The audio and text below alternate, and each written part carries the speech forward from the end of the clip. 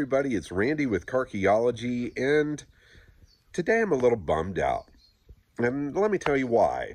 I was planning for the past 6 months or so of being on the road today up to Monterey, California for Car Week.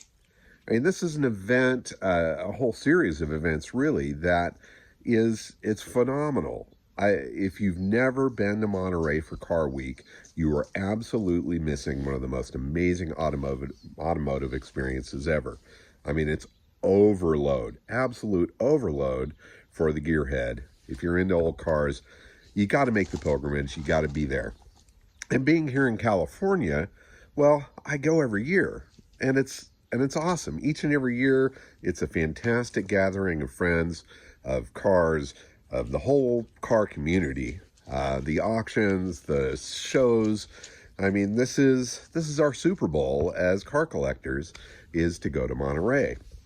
Last year, obviously, stuff didn't happen. I mean, the whole COVID thing came into the game. They canceled all the events, and for the first time ever, really, there was no Monterey Car Week.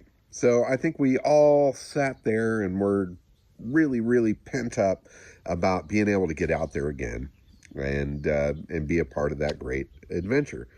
I had the Myers-Manx Resorter here signed up for 3 different events this week, and I've spent months detailing and improving on it. I've been picking blades of grass out of the tire treads and getting underneath it with toothbrushes and stuff and cleaning all of this stuff to try to make this car as presentable as possible, to bring it out and show it amongst some of the greatest cars in the world. Now, I didn't expect to win anything, but, just being there is a part of the fun. But, unfortunately, that's not happening for me this year. So let me tell you what happened. So it all kind of started maybe 3 weeks ago or so. My eldest son and his roommates all came up from San Diego. We did a great little blast through the local hills and the dune buggies, and really had a good time. And I figured that was my last little time to get the resorter in the dirt before really focusing on cleaning it up for Monterey. In any case, it was a blast. We had so much fun. And then they went on home and I started cleaning. Later on that week, my son contacted me and told me that he wasn't feeling very well and that he had gone in for a COVID test and it came back positive. So we were doing the math, and it didn't seem like it was something where he was exposed when he and his buddies were out here. So we weren't overly concerned about it. I was more concerned with making sure that he was good and had the care that he needed. And we're all vaccinated. He's got a great support system down there with his friends and his girlfriend and that sort of thing. So he is just sticking it out down there. And the effects were very minimal on him. He's young, he's healthy, he's doing what he needs to do. And, it really just felt like the flu to him. So we just kind of watched that from afar, but it made it very real to us that, hey, even though you're vaccinated, this stuff is out there and you can get it. Then last week, my middle son came home from work, not feeling well. He went in the next day to get a COVID test, and boom, he's positive as well. So now we've got the virus in the house. The next few days after that, I was not feeling good. Spent like 3 days, maybe 4, really kind of feeling crappy, but was slowly on the mend. And yesterday, I woke up and I was feeling really good.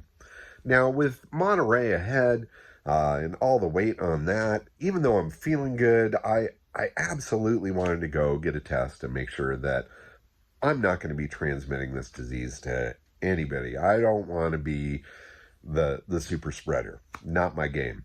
So I went yesterday, got the test, and COVID's still in my system. So that's it. Can't make the trip out to Monterey in good conscience and have a good time. So we're going to just make the best out of that, I guess. And, timing-wise, I think I'm right on the ragged edge of it. My son has another test planned, I think on Wednesday of this week. So if he tests negative, I might go in just to see if I test negative as well. If I get the green light, I'm going to blast on up there to Monterey to catch anything I possibly can.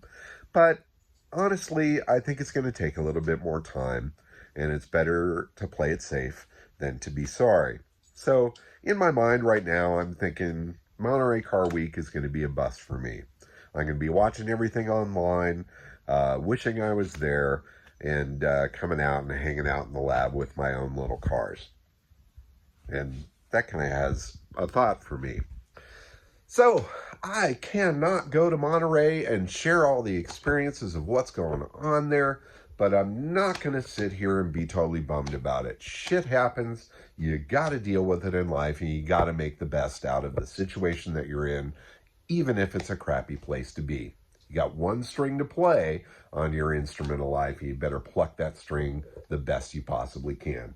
So, if I can't be on the lawn at Pebble Beach, well, maybe I can be on the cement here at the gravel beach, COVID d'elegance, and have a little fun. So, follow ahead. I'm going to share some of the stuff that I see that's happening up there that I think is cool. I'm going to share some of the stuff I have around here and feel like I'm a part of what's happening, even though I can't physically be there on the grounds. So please, if you are out there in the world, take care of yourself, take a few precautions, don't get sick. It's not fun, but don't let any of this stop you from playing with your cars and enjoying the passion and the camaraderie and the friendship and all the cool stuff that the car scene brings. Thanks so much for watching. Keep on digging them up and driving them, folks, and let's see what the week ahead brings us. Bye-bye.